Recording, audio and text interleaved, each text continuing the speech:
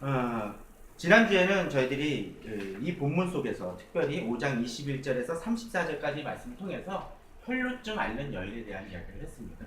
근데 이 혈루증 앓는 여인의 사건은 어디에 있었나요? 보게 되면 오늘 읽었던 5장 21절에서 43절에 특별히 빠졌던 그 25절에서 34절에 있었던 혈루증 여인의 그 사건은 야이로의 딸을 살리러 가는 과정 속에서 벌어진 일임을 보게 됩니다. 그런 속에서 벌어지는 사건을 통해서 과연 우리가 오늘 본문을 통해서 은혜를 받기를 원합니다. 여러분들에게 한번 그런 질문을 드리고 싶습니다. 그 아직이라는 말과 임이라는 말의 차이가 어떤 차이가 좀 있을까요? 아직이라는 말, 임이라는 말. 임이라는 말은 어떤 건가요? 이미 모든 것이 끝났을 때, 또는 이미 어떤 것이 시작되어졌을 때, 또는 종결되어졌을 때를 이야기해줍니다. 아직은 어떤가요? 아직 안 일어난 거, 그죠? 아직 일어나지 않은 거. 아직이라는 말 속에서는 사실 희망이 있습니다. 아직 일어나지 않았으니까 뭔가 대처돼요. 구약에서도 그렇죠. 하나님의 심판이 아직 임하지 않았었을 때 어떻게 합니까? 회개하고 돌이키면 그래도 그 심판을 피할 수 있는 길이 있습니다. 그것을 알려주는 역할이 바로 선지자였죠. 그런데 요새 뭐 가불관계처럼 이렇게 입장이 바뀌면 얘기가 달라지는 경우들이 있지 않습니까? 근데 그 아직이란 말이 한번 반대편으로 생각을 해보세요. 이 심판이나 그런 어떤 일이 당하기 전에는 아직이란 말 속에서 준비 과정이 있지만, 근데 어떤 사람은 어떤 것을 기다리고 있는데, 어떤 것을 마냥 기다리며 간절히 바라고 있는데 아직 소망이 보이지 않을 때, 또 아직 그 일이 시작되기에는 엄청난 장애물이 존재하고 있을 때는 어떻게 될까요? 그때는 오히려 희망이 아니라 절망이 됩니다. 오늘 본문이 사실은 그렇습니다. 35절을 한번 볼까요? 35절에 보면 아직 예수께서 말씀하실 때에 회당장의 집에서 사람들이 왔다라고 되어 있습니다. 자, 이 사건을 좀 더 보게 되면 예수님을 도움을 구하기 위해서 이제 야이로가 와서 이제 예수님께 요청을 했었어요. 제발 와달라. 그런데 어떤 일이 벌어지나요? 예수님을 부르러 가고 예수님을 간절히 매어 달리러 갔는데 예수님은 이 아이가 곧 죽을 지경임에도 불구하고 뭐 하십니까? 혈루증 앓는 여인에게 때문에 시간을 지체하는 모습이 벌어집니다. 근데 그 정도면 괜찮겠죠. 다 낫고 한 다음에 예수님이 하시는 일이 뭡니까? 35절에 보면 아직 예수께서 말씀하실 때라고 되어 있습니다. 아니 혈루증 앓는 여인 빨리 낫게 했으면 그 다음 필요한 게 뭡니까? 그냥 오면 돼요. 이게 급하지 않습니까? 그런데도 불구하고 주님은 아직 말씀하십니다. 그 일을 겪는 야이로의 상황은 어떨까요? 답답합니다. 힘듭니다. 아니 왜? 더더군다나 이 사람은 어떤 사람입니까? 21절에 보게 되면 이 사람에 대해서 22절에 보면 이 사람에 대해서 뭐라고 얘기를 합니까? 회당장 중에 하나인 야이로라고 되어 있습니다. 회당장이라는 것은 무엇입니까?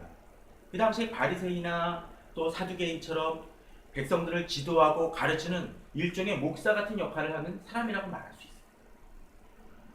다시 말해서 예수님과는 대척점에 있는 사람입니다. 바리새인은 그 당시 예수님에 대해서 지지하지 않았습니다.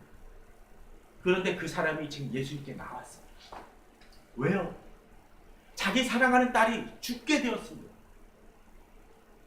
절망입니다.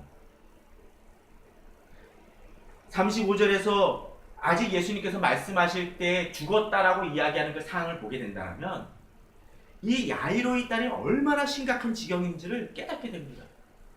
거의 숨이 넘어가기 직전이었을 거예요. 그러니까 예수님이 지나가신다는 얘기를 듣고 이제 이 사람들은 급하게 된 것입니다. 그러니까 야이로가 달려갑니다. 그리고 나서 어떤 일을 행하나요? 여기서 보게 되면 22절에 보게 되면 야이로를 하는 이가 와서 예수를 보고 어떻게 해요? 발 아래 엎드렸다고 되어 있습니다. 사람이 자기가 해결할 수 없는 문제에 부딪힐 때 어떻게 행하나요? 자신의 체면을 내려놓게 됩니다. 참 그런 기사 나올 때마다 부끄러운데 얼마 전에 그 좀 목사님이 이상한 짓 해가지고 또 한번 사고 한번 치셨죠. 무슨 뭐 병낫게 한다는 측면으로 무슨 소공관장인지 뭐 한다고 해서.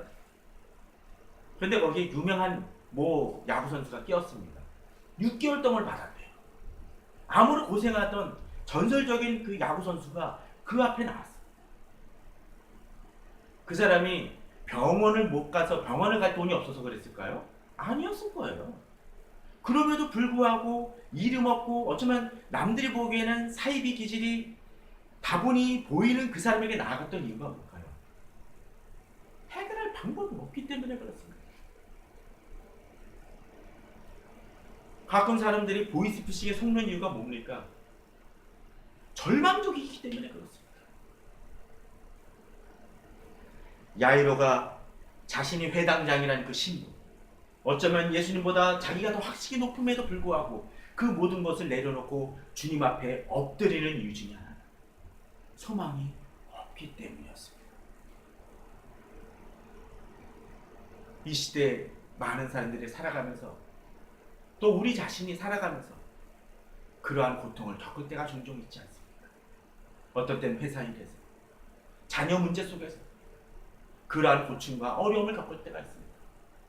내가 가진 돈으로서 또는 내가 가진 학식으로서 내가 좋은 번듯한 직장을 다니고 있음에도 불구하고 내가 할 수 있는 게 아무것도 없을 때가 있습니다.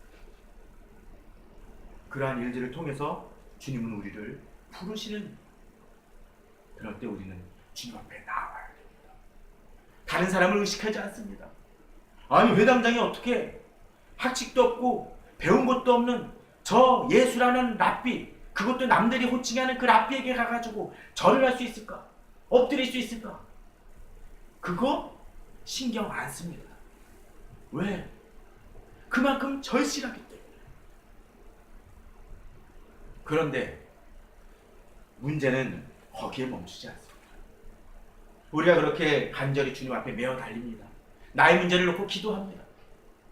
그리고 주님 앞에 엎드리며 여러 가지 간구하며 나옵니다. 그런데 그 문제가 그렇게 쉽게 바뀌나요? 안 바뀔 때가 있습니다. 오늘 야이로가 그랬습니다. 지난주에도 얼핏 그런 얘기를 드렸지만, 자, 야이로의 딸이 지금 급합니까? 이 12년 동안 혈루증을 앓는 여인이 더 급합니까? 둘 다 중요한 일이긴 하지만 긴급한 일은 어느 쪽이죠? 야이로의 딸의 문제입니다. 당장 죽어갈 수 있는 여인입니다. 또 예수님 입장에서 한번 생각을 해보십시오. 자, 잘 나가고 지위가 있는 사람의 딸을 고치는 게 낫습니까? 아니면은 그냥 묻혀서 자기 그냥 옷을 만지러 온 그 여인을 고치는 게 낫습니까? 세력을 펼치고 명성을 얻기에는 분명 야이로의 딸을 고치는 게 훨씬 더 낫습니다. 그러나 그럼에도 불구하고 주님의 관점은 다르다는 걸 우리 지난 시간에 보았었죠. 그런데 여기서 한 발자국 더 나아갑니다. 이 여인을 고치시고 하시는 얘기가 그에 대한 부언 설명을 하신 것 같아요. 그냥 너 이제 나았으니 잘 살아라 그냥 정도가 아니라 그의 부합되는 여러 가지 얘기들을 비유를 어쩌면 설교를 약간 하고 계셨던 것 같아요. 야이로 입장에서는 어떻습니까? 이건 미치는 겁니다. 우리 그럴 때 있지 않나요? 주님 앞에 기도를 합니다. 이거 정말 응답받게 해주십시오. 열심히 기도를 하는데 내가 생각하는 데드라인은 지금 오늘까지인데 주님은 이 오늘 아침까지도 침묵하고 계실 때가 있습니다. 미칩니다. 좀 속된 표현은 머리가 돌 것 같아요. 속이 뒤집어집니다. 그런데 그렇게 아슬아슬하게 영화 속에서는 마치 시한폭탄이 터지면서 그 10, 9, 8, 7 하다가 어떤 일이 벌어지나 제일 마지막에 딱 누르면서 멈추고 그 폭탄을 피하는 것도 대부분 끝나지만 현실이 그렇던가요? 그 데드라인을 넘어버릴 때가 많습니다. 오늘 35절이 바로 그것입니다. 제가 오늘 제목에 이미 모든 것이 끝난 것 같을 때라는 그 시점을 바라본 것입니다. 이 아직이라는 그 말, 아직 야이로의 딸이 죽지 않아 희망이 있음이 아니라 이 일이 벌어지고 있음에도 불구하고 주님이 자신에게 나오는 데 있어서 방해물이 아직도 작용하고 있음을 보죠. 이 아직이란 말 속에 어떤 일이 벌어지고 있나요? 어떤 일이 벌어지고 있죠? 35절에 보면 사람들이 와서 회당장에게 이르되 당신의 딸이 죽었나이다 라고 해요. 죽었나이다. 아직 말씀하실 때 죽었다라고 얘기하죠. 자, 그런데 이게 재미난 현상이 하나 벌어집니다. 말씀하실 때 이제 주님이 나와서 주님께 와서 이 사람들이 얘기하나요? 누구한테 얘기하나요? 회당장에게 이야기를 합니다. 야이로에게 이야기하죠. 그 이유는 무엇일까요? 주님한테 얘기해봤자 이미 소용없다라는 거예요. 아마도 이 회당장을 찾아왔던 이 사람들은 이미 소망이 없다라는 것을 생각했던 사람들 같아요. 그러니까 더 이상 주님께 얘기할 필요가 없다라는 거죠. 이미 끝난 일이라는 거예요. 종결된 일이라는 거죠. 와가지고 하는 얘기가 그겁니다. 예수님께서 말씀하실 때 사람들이 와서 회당에 이르되 당신의 딸이 죽었나이다. 사람들은 이야기를 합니다. 우리에게 이야기하죠. 이미 끝났다. 너 기도하는 거 이제 소용없어. 그리고 오늘 본문에는 뭐라고 되어 있나요? 예수님에 대해서 어찌하여 선생을 더 괴롭게 하나이까라고. 다른 번역 속에서는 이제라는 말을 사용합니다. 이제 더 이상 주님을 귀찮게 하지 말라고 이야기합니다. 요새식으로 얘기하면 뭡니까? 이제 기도해봤자 소용없다라는 것입니다. 그럴 때 우리는 포기하게 됩니다. 그럴 때 우리는 아주 놓아버리게 됩니다. 세상은 이야기를 합니다.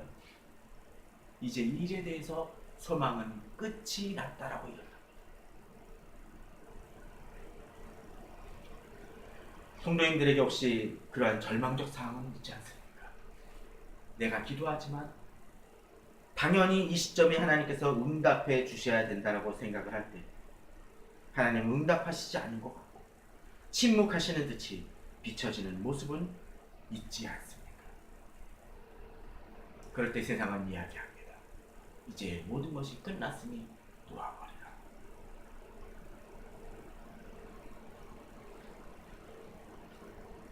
그런 속에서 우리는 좌절하고 낭만합니다. 그런데 오늘 본문을 보게 되면 이제 그렇게 절망해버린 이 야이로에게 세상 사람들의 반응과 이 사람을 위로하는 모습이 등장을 합니다. 자, 쭉 보게 되면 어떤 일이 벌어지고 있는지 한번 보죠. 38절입니다. 38절에 보게 되면 회당장이 집에 함께 가서 떠드는 것과 사람들이 울며 심히 통곡함을 보시고 라고 되어 있습니다.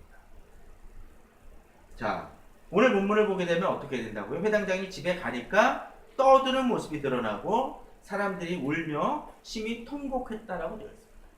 이렇게 절망적 상황 속에서 세상 사람들도 우리를 돕곤 합니다. 어떻게 돕고 있나요? 첫 번째로는 울며 심히 통곡합니다. 내가 고통받을 때, 내가 힘들 때 내 주변에서 돕는 친구들이 있습니다. 나를 위로하는 사람이 있습니다. 마치 본문처럼 울며 본문 통곡하는 게 어느 정도요? 심히 통곡하는 것처럼 나를 위로하고 껴안아주며 정말 힘들겠지 이야기하는 사람들이 있습니다. 그런 친구 가진 분들 정말 좋은 것 같아요. 그 사람들 필요합니다. 그런데 사실은 이렇게 울며 통곡하는 것이 다른 표현을 하면 무엇이라고 얘기할 수가 있을까요? 앞서 이제 주님을 더 괴롭게 할 필요가 없다라고 이야기하는 사람들처럼 이제 너희 일은 끝났다라는 포기를 이야기해 줍니다. 우리 주변 사람들이 사실 그렇지 않습니까? 세상 사람들이 그렇게 얘기합니다. 여기 교회 다니시는 분이니까 술 얘기는 좀 그럴지 모르지만 힘든 사람들이 있으면 어떤 사람이 너무 친구가 힘들면 술 마시러 그래 같이 가자. 내가 술 사줄게 하면서 여러 가지 격려해주고 토닥여주는 친구 있습니다. 그러나 그게 해결이 됩니까? 아닙니다. 해결하고는 아무 상관이 없습니다. 이 시대에 여러 가지 상담이나 그런 부분들이 발달되어지고 있지만 사실 근원적 해결이 힘든 것 중에 하나가 바로 근원입니다. 위로만 해줍니다. 근원적인 해결은 해주지 않습니다. 그것이 나쁜 거는 아니지만 세상의 위로는 거기에 한계가 있습니다. 세상은 우리에게 포기하라고 얘기하고 희망을 버리라고 얘기하죠. 두 번째 경우입니다. 자, 함께 가사 울며 심히 통곡하는 사람에 또 어떤 사람들이 있나요? 떠드는 사람들이 있죠. 떠드는 사람들. 떠든다는 건 뭡니까? 시끄럽고 요란하게 한다는 의미를 지니고 있습니다. 이 단어. 다른 곳에서는, 다른 성경 본문 속에서는 소요를 말할 때 이 단어를 사용합니다. 그러면 어떤 의미입니까? 그들은 이렇게 시끄럽게 그 장례와 그 죽음 앞에서 떠듭니다. 아니 어쩌면 그런 일이 있을지도 모릅니다. 아니 예수님이 조금만 일찍 왔으면 좀 가능성이 있었을 텐데.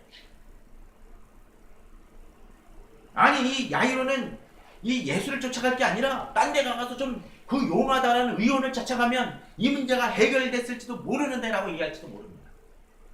또 어쩌면 장례를 치는데 어디 가서 발인을 하고 어디 가서 시체를 감싸고 그것을 해야 될지를 이야기했을지도 모릅니다. 장례식장 가면 어떻습니까? 요새 좀 덜한 것 같지만 옛날 장례식장에 가서는 밤새 하는 사람들이 있었죠. 슬퍼하는 사람들이 있었던 반면에 뭐 어떤 사람들이 있었나요? 고스톱 치는 사람이 옆에 있습니다. 물론 그것도 격려가 되긴 해요. 그러나 이들도 역시 시끄럽게 떠들긴 하지만 해결에 도움이 되지는 않습니다. 이 시대 세상의 문제에 대해서 사람들이 그렇습니다. 저는 뉴스를 보다 보면 제일 쓸모없는 사람들이 그런 사람들인 것 같아요. 어떤 이슈가 되면 나와가지고 뭐합니까? 정치평론가들 또는 교수님들 와가지고 여러 가지 이야기를 합니다. 뭐 대통령은 이러면 안 되고 야당은 이러면 안 되고 얘기를 합니다. 그런데 그분들이 얘기했다고 해서 야당이 바뀌나요? 대통령이 바뀌나요? 택도 없는 소리입니다. 또 어떤 분들은 그렇게 얘기를 해요. 100분 토론하죠? 밤새 토론합니다. 또 끝장 토론이라는 것도 합니다. 그거 해가지고 대통령이 야당이 또는 여당이 또는 여러 기업이 그거 얘기 듣고서는 내가 정말 바꿔야 되겠구나, 좋은 저언이구나 하고 이야기하던 사람 보신 적 있으신가요? 없습니다. 저도 상담하다 보면 그럴 때 많습니다. 아무리 상담을 해줘도 안 바뀌는 사람은 죽어라고 안 바뀌어요. 또 주변에서 여러 가지 부분들을 갖고 떠드는 사람은 많지만 실제로 떠든다고 해서 그 문제를 해결할 수 있는 사람은 아무것도 없다라는 거예요. 세상의 도움이 그런 한계성을 지니고 있습니다. 그런데 여기 또 한 가지, 이들의 귀결점이 과연 사실은 무엇입니까?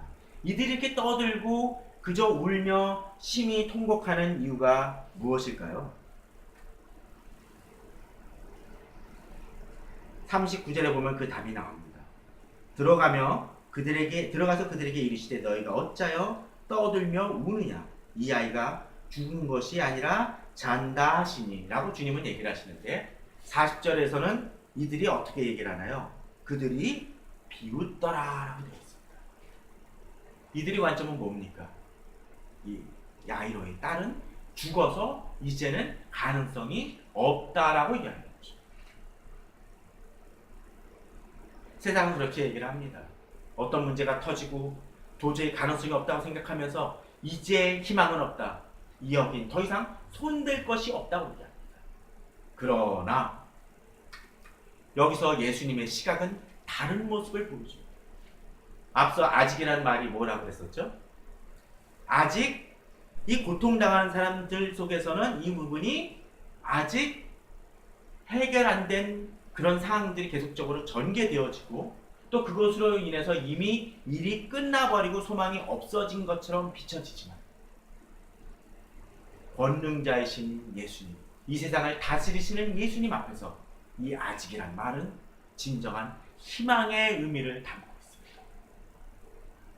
세상 사람들 입장 속에서는 이미 죽어버린 그 아이에 지나지 않지만 예수님에게 있어서는 아직 희망이 있고 죽은 것이 아니라 자고 있는 것이라고 예수님은 말씀하고 있다는 것입니다. 우리가 그리스도인으로서 바로 주님을 붙들고 기도해야 될 이유가 바로 거기 있습니다. 어쩌면 주변 사람들, 세상 사람들, 심지어는 믿는 사람들조차도 우리에게 이야기할지 모릅니다. 너 이거 이미 끝난 사건이야. 그러나 주님의 관점 속에서 그 관점은 완전히 달라집니다. 세상이 비웃건 말건 그 일은 내게 있어서 아직의 사건이고 자는 사건이고 죽은 것이 아니라는 것입니다. 그러기에 주님께서는 이 모든 사람들을 물리치시고 그 아이에게 나아가십니다. 세상은 죽은 것 같은 그 상황 속에서 오히려 비웃는다고 이야기하는 상황 속에서 주님은 나아가십니다. 특별히 36절에서 이미 아이가 죽었다라고 그 사람들이 찾아왔을 때, 이미 모든 것이 끝나버린 소식을 들었었을 때 야이로에게 주님께서는 36절에서 뭐라고 이야기하시나요? 예수께서 그 하는 말을 곁에서 들으시고 회당자에게 이르시되 두려워하지 말고 믿기만 하라 라고 하시고, 주님이 직접 들은 얘기도 아니죠. 그러나 이제 야이로에게 이야기하십니다. 이미 세상이 이미 이 모든 것이 끝나버렸다라고 합니다. 두려워하지 말고 믿기만 하라고 말씀하고 계십니다. 여기에 우리의 새로운 시각이 열립니다. 주님께서 이 혈루증 앓는 여인을 고치신 것은 이 혈루증 앓는 여인을 배려하시고 그 영혼을 가엾게 여기시고 품으신 것도 있지만 불어 친척하시고 불어 늦추신 이유가 무엇일까요? 바로 이 사건이 벌어지기를 기다리셨다는 것입니다. 절망인 것 같지만 오히려 이 절망적 상황으로 더 나아가심을 통해서 주님은 이 야이로에게 그저 죽을 뻔했던 데서 건지시는 것이 아니라 완전히 끝나버린 상황 속에서 소망이 하나도 없는 상황 속에서 이 야이로의 딸을 살리심을 통해서 이 야이로에게 더 한 단계 높은 믿음의 단계로 나아갈 수 있도록 이끄시기 위함이 바로 이 지체와 딜레이의 이유셨다라는 것이죠. 우리 성도님들에게 혹시 지금 모든 것이 끝나버린, 어떤 때는 경제적인 문제로, 어떤 때는 건강의 문제로, 나의 자녀의 문제로, 나의 남편의 문제로, 나의 아내의 문제로, 어떤 때는 교회 공동체의 문제로 너무나 힘들고 절망적일 때가 있을 수 있습니다. 도저히 소망이 없어 보일 때가 있을 수 있습니다. 그러나 우리가 주님을 붙들고 나아갈 때 주님은 오늘도 말씀하십니다. 두려워하지 말고 믿기만 하라고 이야기하십니다. 그렇게 믿음으로 나아갑니다. 그랬더니 어떤 일이 벌어지나요? 이제 그 아이 손을 잡고 이르시되 달리다굼 하시니, 번역하면 곧 내게 말하노니 소녀야 일어나라 하시니. 어쩌면 이 시대 속에서 그런 절망적인 문제 속에서 가장 먼저 일어나야 될 사람이 바로 우리 자신일 것입니다. 예전에, 지금은 많이 사라졌지만 연탄 피우신 경험, 그곳에서 살으셨던 경험 있으신 분 있으십니까? 저는 있었어요. 우리 이 40대 이후 되시는 분들은 있으시죠? 그렇죠? 진짜로 저희 집도 좀 오래된 집이어가지고 연탄 가스가 샌 적이 있었습니다. 그래서 한번 구두를 다 뜯어내고 공사하는 것도 봤습니다. 구들 공사하는 거 그렇게 보시는 분들 좀 드물 거예요. 근데 그때 연탄 가스 마시면 어떻게 되나요? 못 일어납니다. 깨어나기 힘들어요. 오히려 일어나야 사는데도 불구하고 일어나지 못합니다. 지금 내게 부닥친 문제로 인해서 주님은 일어나라고 얘기하십니다. 산 사람이, 아니 죽은 사람이 일어나기 위해서 제일 필요한 게 뭡니까? 깨어나기 위해서, 살아나기 위해서 일어나는 거예요. 오늘도 주님께서는 말씀하십니다. 지금의 절망적이고 죽음 같은 상황 속에서 일어나라고 이야기하십니다. 세상 사람은 비웃습니다. 너 이제 끝난 거야. 너 소망이 없어. 네 문제가 해결될 거라고 믿어? 자녀 또는 직장, 재산의 문제가 해결될 거라고 믿어. 네 인생이 이제 막바지로 어쩌면 내리막기로 가는데 이것이 끝인데 너가 뭐 소망이 있다고 믿어? 택도 없는 소리. 그러나 세상이 뭐라고 비울 건가요? 주님은 말씀하십니다. 일어나라고. 죽음 같은 상황 속에서, 아니 죽음의 상황 속에서 일어나라고 얘기하십니다. 오늘 이 자리에 오신 모든 성도님들에게 어쩌면 답답하고 기도해도 또 이미 끝나버린 것 같고 아직도 주님께서는 침묵하시는 것 같은 상황 속에서 주님은 나를 버리지 않고 계심을 믿음으로 나아가시는 우리 성도님들 되길 바랍니다. 그러함을 통해서 주님의 놀라운 역사를 또 주님의 놀라운 일들을 경험하시는 우리 성도님들 되시길 바랍니다. 특별히 이렇게 예배드리고 돌아가서 일주일 동안 살면서 주님께서 역사하신 그 경험들, 다음 주 이곳이든 다른 곳에서 예배드리시건 간에 그런 경험들을 간증하고 나눌 수 있는 우리 성도님들 되시기를 주님의 이름으로 축원합니다. 잠시 기도하도록 하겠습니다.